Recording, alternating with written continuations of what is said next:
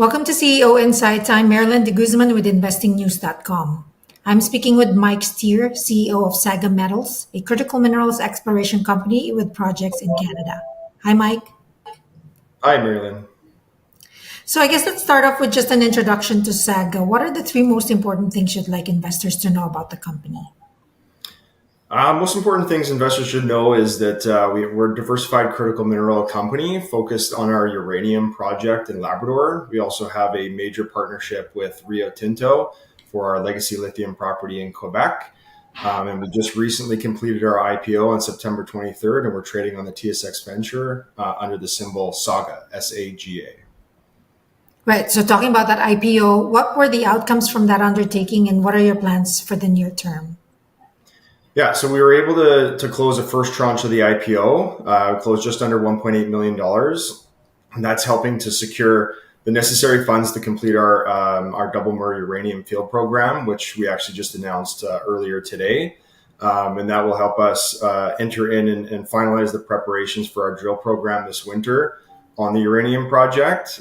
We are right now looking to close a second tranche of the IPO. Which will help just further bolster our planned drill program on the three identified zones that you can see in our news release that we announced today. So speaking about that, it's your Double Mare uranium project. Could you give our audience an overview of that asset and what makes it a compelling project for the company? Yeah, absolutely. Labrador in general is an overlooked jurisdiction. They've only had two rushes in their history, one being the Voisey's Bay rush, which I'm sure many people would be familiar with, as well as the uranium rush that actually occurred back in 2006. However, just due to unfortunate circumstances during that time, it had a brief stint and it hasn't really come back ever since. And so there's numerous projects in the region that have just been sitting there waiting to come online here now in the near future. And we've got Paladin Energy, one company that's trying to become a major player in the space just 30 kilometers north of us, as well as Atha Energy that's contiguous to them as well in the Central Mineral Belt. And so for us with the Double Murray Uranium Project, again, we have the benefit of having some of that historical work that was completed back in 2006, upwards of about $4 million.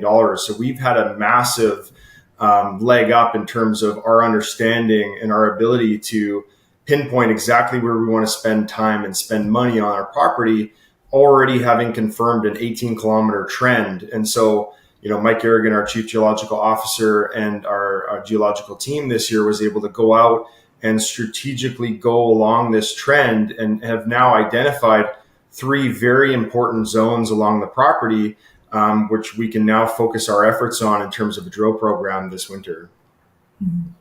There's a lot of activity in the uranium space, like, in recent years, with prices also going, in record high levels, but with, the prices pulling back a bit in recent months. What are your thoughts on the outlook for the uranium supply demand dynamic? And talking about that dynamic, what are your thoughts on closing the gap between the growing demand and the shortening supply?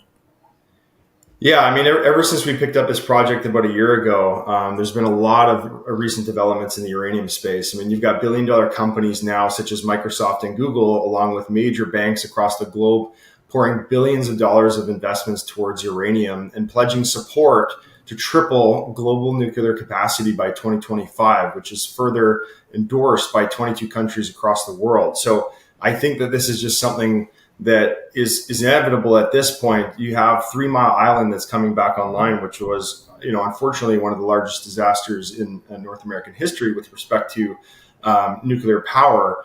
You have to take it into context that now, fast forward several decades, technology advancements have been staggering in terms of just our ability to actually harness and utilize this power. It's the cleanest power that we could absolutely use in this global green energy shift. And so in terms of supply and demand, you have Kazatomprom, who announced more recently that they've got a production shortfall, which obviously is opening up the gates to other players to come in and sort of try to bridge that gap. But inevitably, when you look at what's out there, just more mines need to come online. And so that kind of puts us at the forefront here in terms of what we're doing to obviously try to quickly develop our resource so that we could be one of those players that kind of helps supply and feed into that demand. As you have, as I mentioned earlier, multiple countries around the world that are now turning to nuclear power as a source to power the future, really.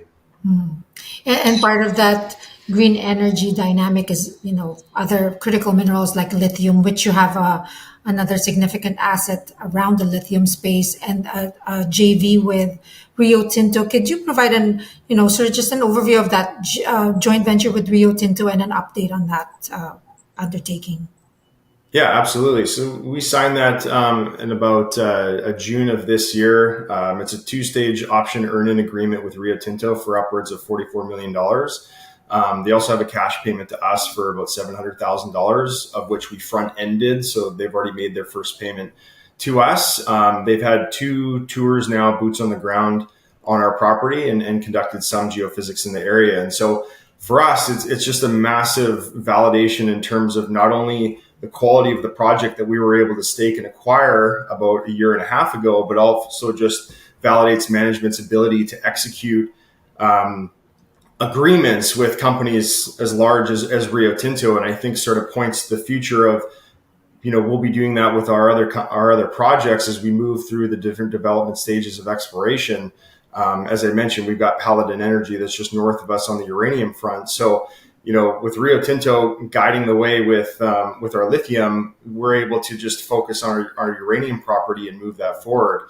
As you saw or may have seen recently, they just announced today actually that they're acquiring Arcadium Lithium, which is essentially their biggest acquisition since 2007.